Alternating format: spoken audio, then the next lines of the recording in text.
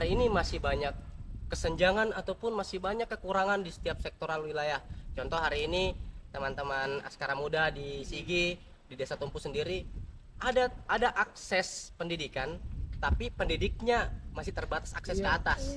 Itu kan salah satu kejanggalan juga yang harusnya pemerintah juga lihat di mana titik-titik yang seharusnya menjadi prioritas untuk pemberdayaan dan juga kelayakan para pendidik ini. Itu. Nah, tapi dengan berani cerdasnya sebenarnya bagus, cuman menurutku sampai sekarang itu belum bisa tercapai dengan 50% begitu, karena kita cuma fokusnya ke anak-anak yang difokus ke anak-anak begitu, tapi tidak ke infrastrukturnya, mungkin pembangunan sekolah dan lain-lain. Karena tanpa pembangunan sekolah anak-anaknya tidak bisa belajar gitu. Untuk apa dengan adanya visi misi Bani Cerdas begitu, kalau seumpamakan pembangunan sekolah belum ada di tempat-tempat yang tertinggal begitu atau terpencil seperti itu.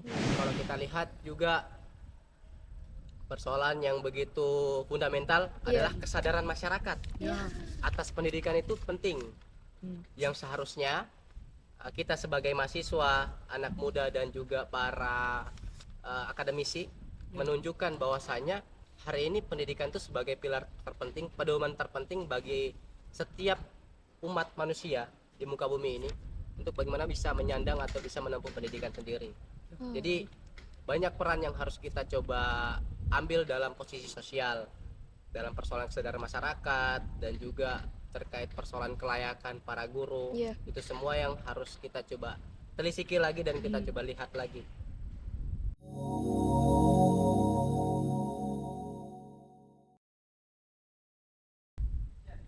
Assalamualaikum warahmatullahi wabarakatuh.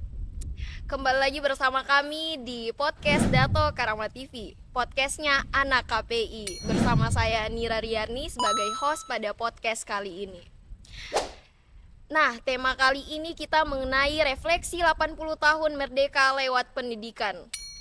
Sebelum kita ke pembahasan, kita perkenalan dulu ya dengan narasumber yang ada di sini.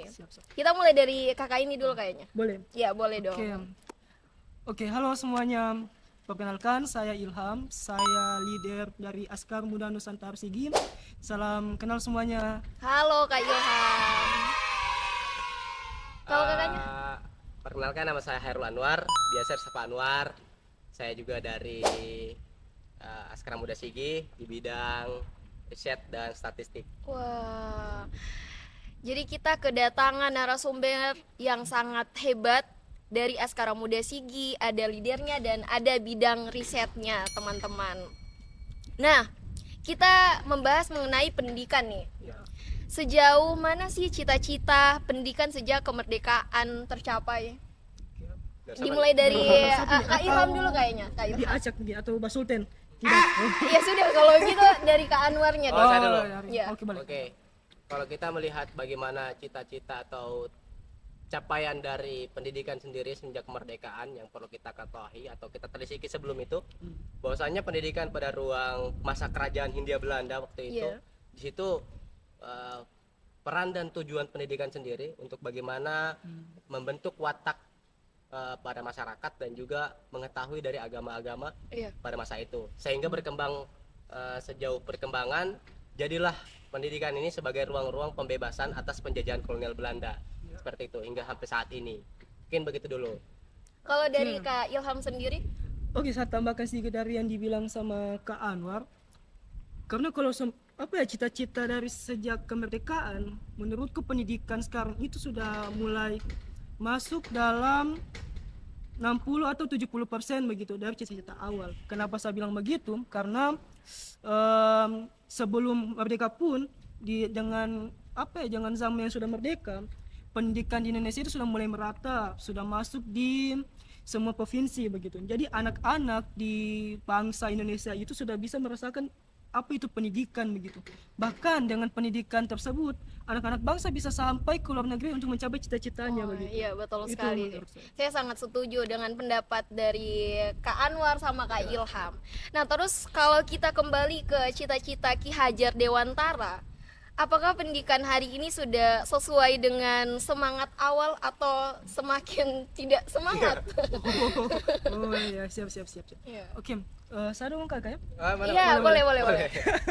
Ya, kalau menurutku sebenarnya seperti yang saya bilang di awal tadi, dari semangat cita-citanya dari Ki Hajar itu semakin ada kemajuan begitu. Walaupun tidak sampai 100%, setidaknya ada pencapaian-pencapaian step by step dari zaman beliau masih hidup sampai di zaman sekarang itu. Banyak perubahan yang terjadi di pendidikan begitu. Yang sama seperti yang saya bilang tadi, dengan adanya pendidikan yang sudah mulai merata di Indonesia, itu sudah mulai ya, Wah, sudah mulai bukan belum merata, tapi sudah mulai merata. Itu pencapaian luar biasa menurutku untuk Indonesia yang sekarang, meskipun lama prosesnya, tapi insya Allah kedepannya masih bisa tercapai begitu. Amin. Kalau dari Kak Anwar sendiri bagaimana? Kalau kita sih lihat dulu, pertama kita definisikan sampai mana sih gerakan-gerakan dari Ki Hajar Dewantara sehingga hari ini kita definisikan bahwa beliau ini adalah bapak pendidikan. Iya. Ya, pertama kita ketahui bahwasanya gerakan-gerakan Ki Hajar Dewantara dari pembentukan taman siswa sampai hingga saat ini konsep pendidikan hari ini yang dibentuk oleh pendidikan sendiri menggunakan pemikiran-pemikiran Ki Hajar Dewantara sendiri. Dan kalau kita lihat cita-cita kan kita berbicara keinginan ini yang kita ingin capai. Nah, berarti kita definisikan dulu apa sebenarnya pendidikan sih hari ini. Apakah pendidikan itu hanya persoalan sekolah? Apa hanya persoalan membaca itu pendidikan? Ternyata pendidikan ini luas. Bahwasanya kalau Ki Hajar katakan itu pendidikan itu ada 3 pilar, di mana di keluarga, di perguruan, dengan di pergerakan pemuda. Dan hari ini kalau kita lihat dari cita-cita Ki Hajar Dewantara itu ada 3 pilar juga. Bahwasanya disampaikan bahwa pendidikan ini untuk bagaimana mencerdaskan bangsa, mengembangkan potensi individual, dan juga dapat menciptakan kemerdekaan dan kesejahteraan pada masyarakat. Nah, itu semua. Nah, tapi kita perlu telisiki juga ini. Kita telisiki apakah hari ini cita-cita itu sudah sampai. Berbicara tetap keinginan. Berbicara itu jelas kita sampaikan hari ini masih banyak kejanggalan dan kekurangan yang perlu kita benah. Dan hari ini pembenahan itu bukan hanya dari badan pemerintah yang harus coba perbaiki persoalan itu, tapi kita sebagai anak muda juga harus turun dan ikut berperan dalam hal tersebut. Gitu. Betul sekali. Saya sangat setuju dengan tanggapan kalian. Nah, terus kalau dilihat dari gambaran pendidikan yang sejahtera di era sekarang ini, kira-kira pendidikan kita ini sudah sejahtera belum? Kalau untuk sejahteranya, untuk menurut saya pribadi, itu belum sampai ke tahap sejahtera begitu. Kalau semakin kita bisa sampai di tahap sejahtera, mungkin kita Indonesia sekarang bisa berkaca pada negara Finlandia, negara dengan tingkat pendidikan tertinggi menurutku di dunia sekarang. Sebenarnya di Finlandia itu pendidikannya itu merata, bahkan di desa-desa terpencil pun itu merata. Dan saya rasa Indonesia untuk sampai ke tingkat sejahtera itu, dia harus tembak di daerah-daerah pelosok juga. Karena Indonesia pendidikannya kita sekarang itu dia lebih mengutamakan di daerah kota-kota besar atau desa-desa yang terdampak dengan jaringan-jaringan internet begitu. Tetapi dengan daerah-daerah desa yang tidak terdampak jaringan, itu pendidikannya tidak sampai ke situ begitu. Sangat terbatasi. Sangat terbatasi. Kalau dari Kakak Anwar bagaimana? Sebelumnya kita berbicara kesejahteraan ya. Bicara kesejahteraan ini berarti bicara kelayakan. Kelayakan terkait persoalan pendidikan, dan pendidikan ini bisa dikatakan bukan hanya peserta didik di situ, tapi ada pendidik juga, dosen, guru, itu.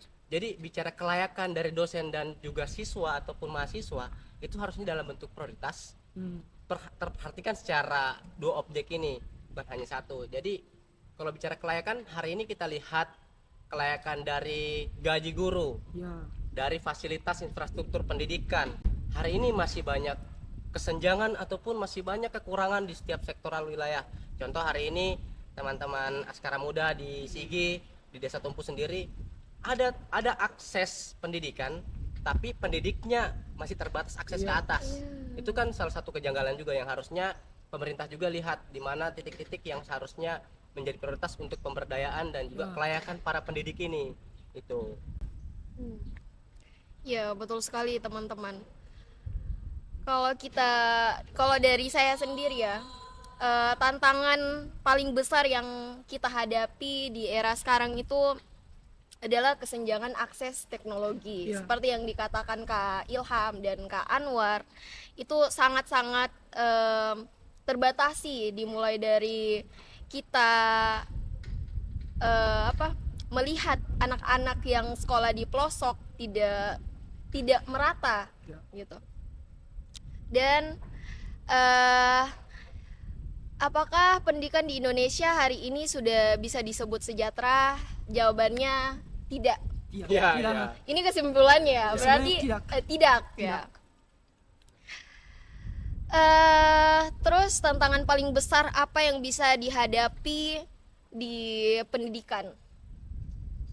Saya nih, Ya, kalau bicara tantangan sih banyak. Hmm. Hari ini banyak. Dari persoalan infrastruktur satu. iya, Itu tantangan juga dari akses menuju pendidikan dan juga jangkauan dari masyarakat untuk mengakses pendidikan ini juga penuh dengan keterbatasan. Kalau kita lihat juga persoalan yang begitu fundamental Iya. adalah kesadaran masyarakat atas pendidikan itu penting, yang seharusnya kita sebagai mahasiswa, anak muda dan juga para akademisi menunjukkan bahwasanya hari ini pendidikan itu sebagai pilar terpenting, pedoman terpenting bagi setiap umat manusia di muka bumi ini untuk bagaimana bisa menyandang atau bisa menempuh pendidikan sendiri. Jadi banyak peran yang harus kita coba ambil dalam posisi sosial, dalam persoalan kesadaran masyarakat dan juga terkait persoalan kelayakan para guru. Iya. Itu semua yang harus kita coba telisiki lagi dan kita coba lihat lagi gitu. kalau dari Kak Ilham sendiri tantangan terbesar dalam pendidikan itu seperti apa? Kalau untuk saya sendiri tuh Kak, tantangan paling besar dalam pendidikan sekarang itu mungkin memang hampir sama jawaban Kanur tadi, cuman yang paling jadi tantangan terbesar itu yaitu infrastruktur begitu. Karena jangan pembangunan yang belum merata, yang seperti yang saya bilang di awal tadi, itu masuk sebagai tantangan terbesar begitu dari pemerintah begitu. Iya. Apa yang menyebabkan sampai bisa terhambat begitu dengan infrastruktur tersebut? Apakah memang dana pembangunan yang tidak ada atau memang digunakan untuk lain-lain? Itu yang kita tidak tahu begitu. Wah, lain-lain ini. Lain-lain ini Lainnya nih tidak kemana tahu. ini? Ya, itu yang belum ditahu begitu. Si abstrak. Masih abstrak, belum jelas pendanaannya ini kemana begitu. Apakah sampai ke daerah tersebut atau dari tangan ke tertahan di tangan? Ya. Ya, seperti begitu. Nah, dari perspektif Askara Muda sendiri nih, bagaimana generasi muda bisa membaca masalah-masalah pendidikan sekarang? Oke. Boleh kan War, mungkin? Saya Iya, bicara masalah berarti kompleks ya. iya, Hari ini kalau kita mendeteksi bagaimana persoalan pendidikan ini masih ada kejanggalan dan juga masih ada kesenjangan antara masyarakat dengan juga kebijakan. Yang pertama kita lakukan riset dulu, asesmen terhadap wilayah-wilayah tertinggal, terluar, terdalam, yang bisa kita sebut 3T.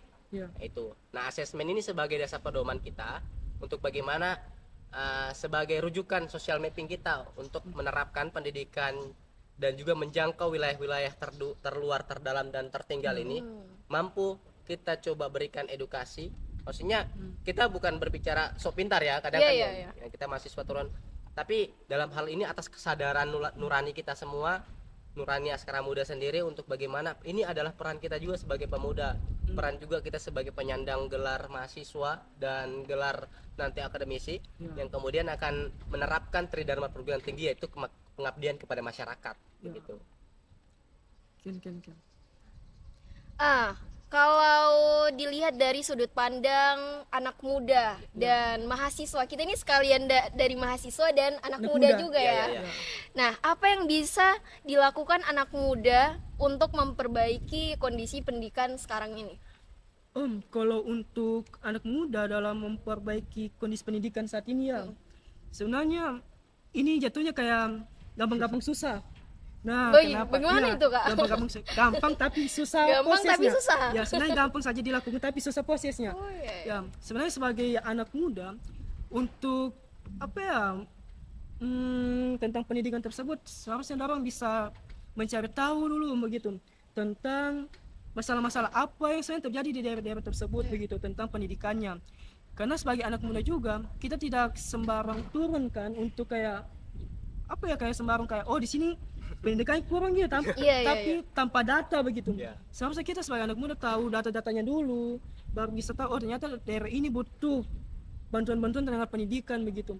Sebenarnya anak-anak muda sekarang kalau seumpamakan mereka punya keinginan mereka bisa saja melakukan asal ada keinginan, tergantung prioritas dari anak-anak muda tersebut. Kalau semua makan mereka ingin Indonesia ini pendidikannya berkembang, ya mereka bukan kita juga Ya, kita. harus punya mindset untuk berubah begitu, Ya. untuk pendidikan yang lebih layak ke depannya. Kalau dari Kak Anwar sendiri, sudut pandangnya bagaimana? Kalau kita lihat secara pendefinisian anak muda ini kan dilihat dari umur 17 tahun sampai di umur 45 ya. Iya. 45 tahun kalau secara biasa kan di Karang Taruna seperti itu. Iya lagi. Itu sekarang Taruna. Betul. Kita lihat dari situlah bahwa anak muda. Yang pertama, lagi-lagi kesadaran anak muda itu sendiri bahwa pendidikan itu penting. Ya. Nah, kesadaran itu dibangun dan kemudian hal tersebut menjadi sebuah contoh patron kepada adik-adik atau anak-anak muda lain bahwa begitu urgensinya atau begitu vitalnya ini pendidikan ini harus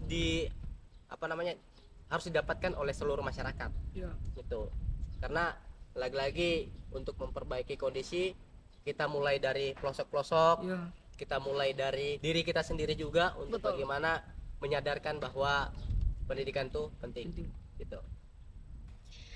Nah, jika diberi satu kesempatan nih untuk pesan ke pemerintah, apa yang paling penting untuk pendidikan di Indonesia? Oke, mungkin sadar dulu ya. Iya. Dari saya dulu mungkin sebelum Boleh, dia boleh.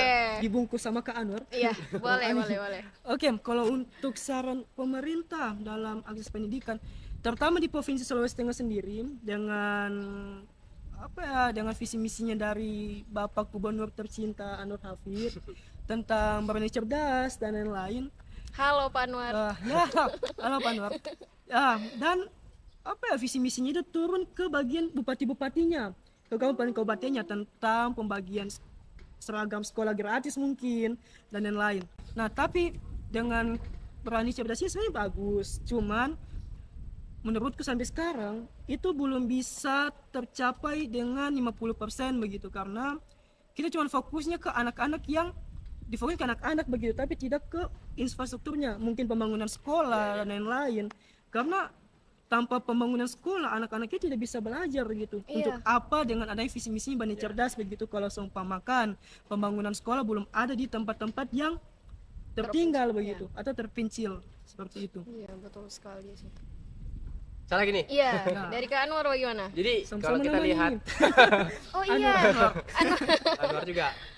Jadi kalau Ini kita Anwar lihat, siapa? saya Hairul Anwar. Oh, Hairul Anwar. Kalau Pak Anwar kan belakangnya Hafid, Hafid. saya depan Hairul. Hairul. Beda nama depan belakang saja. Ya. Oh iya. Oke. Sama H. Oke, Ya, saya lanjut ini. Lanjut nih. Lanjut. Pendidikan. Saya pikir untuk pesan untuk pemerintah hari ini perlu banyak bebenah ya, perlu banyak juga melihat bagaimana hari ini kita berbicara adalah salah satu aspirasi masyarakat, salah satu juga keresahan anak muda melihat pendidikan ini dengan program-program yang telah dicanangkan oleh pemerintah. Seperti kita lihat dari Presiden kita RI, Presiden Prabowo mencanangkan terkait persoalan program sekolah rakyat. Ya. Begitu juga dengan seperti disampaikan tadi Gubernur Sulawesi Tengah Pak Anwar Hafid mencanangkan program Berani Cerdas. Ya. Begitu juga di kabupaten mereka mencanangkan program terkait seragam gratis. Cuman kalau kita tarik persoalan yang perlu kita coba telisiki adalah lagi-lagi tadi seperti saya sampaikan tadi bahwasanya berbicara persoalan pendidikan itu bukan hanya berbicara persoalan peserta didik. Ya. Tapi kita juga berbicara persoalan pendidik. Yang di situ ada guru. Dan berbicara guru ini harusnya kita mampu untuk memberikan kelayakan agar mereka nyaman dan bahagia memberikan ilmunya mereka. Iya. Begitu juga berbicara seperti sampaikan Ilham tadi terkait persoalan infrastruktur. Ya. Kan lagi-lagi kita janganlah fanatik bahwa berpendidikan itu butuh kelayakan dan juga butuh kenyamanan dalam belajar. Ya. Kita butuh kursi yang layak, kita butuh papan tulis yang layak, kita butuh ruangan yang layak. Itu semua kita butuh jalan yang layak. Dan apakah semua itu sudah menjadi prioritas, apakah semua itu sudah menjadi program-program yang dicanangkan pemerintah? Kan tentu saja hari ini kita lihat masih banyak tuh seperti Ketompu. Ya. Kita harus melalui jalan yang begitu tidak bisa saya jelaskan dengan kata-kata, apalagi kalau hujan. Ya. Kalau hujan itu kita tidak bisa lewat akses. Begitu juga Terbulu kemarin, Ya. kita harus mendaki sekitar berapa kemarin? 4 jam kayaknya. 4 jaman Iya, kita. 4 jam, Kita 5 jam mendaki begitu. 4 jam ke atas. Dan di sana ada anak-anak yang memang mereka ingin sekolah. Ya. Mereka ingin mengenyam pendidikan. Kira-kira bagian alinea keempat terkait Undang-Undang Dasar Negara Republik Indonesia mencerdaskan kehidupan bangsa, yang seharusnya pendidikan ini didapatkan oleh masyarakat, tapi hari ini masih ada kesenjangan, Ya. masih ada ketertinggalan wilayah, yang seharusnya pemerintah coba buka mata dan buka telinga Ya. atas bagaimana hari ini keluh kesah anak muda, keluh kesah masyarakat dapat segera diindahkan begitu. Oke.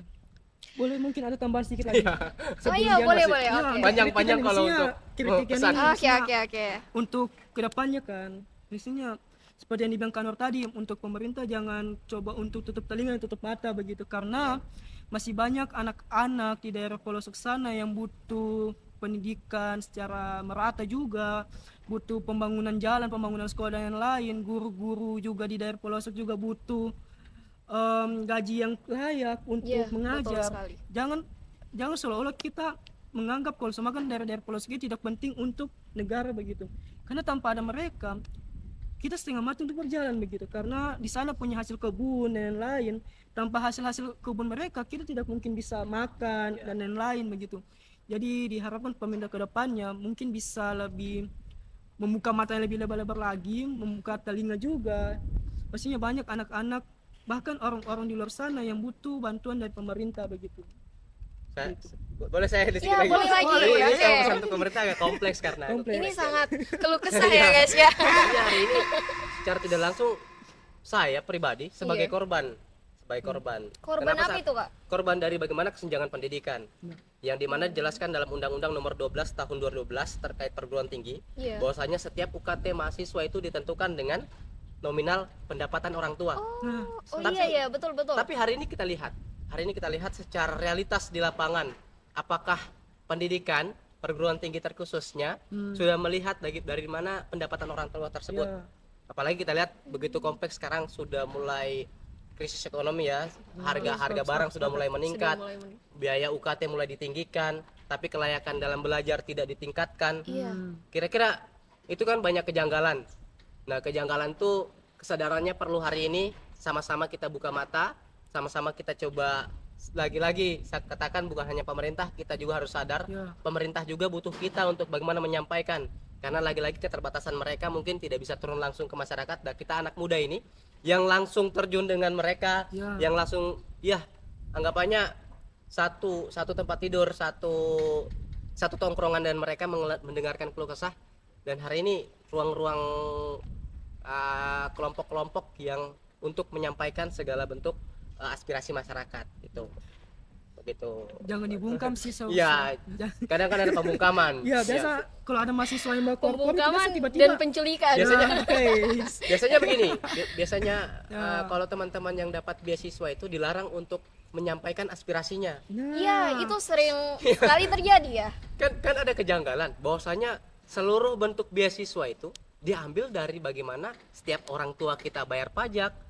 Itu kan sama dengan kita memberikan sumbangsi terhadap kita punya pendapatan di setiap perekonomian individual setiap Ya. keluarga, dan kemudian mereka berikan dalam bentuk yang lain seperti beasiswa, pembangunan jalan, infrastruktur. Nah, itu semua. Tapi kadang mereka dibungkamkan kalau seandainya kalian terus bersuara terkait kritikan-kritikan terhadap pemerintah, bahkan birokrasi kampus dan juga pendidikan, mereka kadang diancam dengan pencabutan beasiswa dan Ya. sebagainya. Nah, itu lagi-lagi mari sama-sama kita jangan bungkam, jangan dinabubokan dengan persoalan seperti itu. sepakat sih, Pemerintah, Pemerintah. tolong didengar ya. Nah, itulah tadi sedikit pembahasan kita pada hari ini mengenai pendidikan, yang ternyata tidak semua anak-anak bangsa merasakan kesejahteraan pendidikan di negaranya sendiri. 80 tahun merdeka, harapan saya untuk pendidikan Indonesia adalah semoga pendidikan Indonesia ke depan semakin maju, mampu menjangkau seluruh lapisan masyarakat tanpa diskriminasi, dan menyiapkan generasi yang tidak hanya cerdas secara akademis tetapi juga memiliki karakter yang kuat, kreatif, serta mampu bersaing secara global. Cukup sekian dari saya, Nina Riani. Wassalamualaikum warahmatullahi wabarakatuh. Waalaikumsalam warahmatullahi wabarakatuh.